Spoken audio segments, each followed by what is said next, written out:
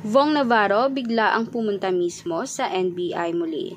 Matapos ipinatawag dahil kailangan ay klaruhin mismo ang sa pagitan nila ni Cedric Lee na umano'y meron na naman umano siyang nakitang gusot dito kay Vong Navarro.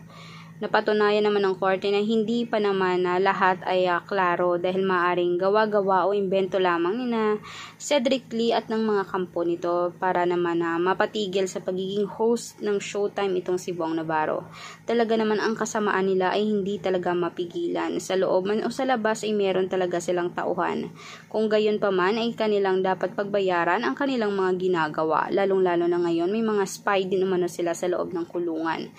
Ganito na rin ang mismong naging sistema ni Vong. Kailangan na lamang nila mag-ingat sa araw-araw at talagang dapat ay mapanuri sila dahil hindi nila alam kung sino ang ahas o sinong mga kakampi nila sa paligid nila dahil maaaring baka binabayaran mismo ni Cedric Lee at Ferdinand Guerrero. At itong si Denise ay talagang oo na lang ng oo sa lahat ng mga sinasabi ni Cedric Lee. Dahil nga naman siguro ay meron silang relasyon na namamagitan. Dahil noon pa man ay girlfriend naman talaga ni Cedric Lee ito si Denise Cornejo at hindi lamang maamin-amin dahil nga merong asawa si Cedric Lee. May mga anak na rin. Babaidor talaga.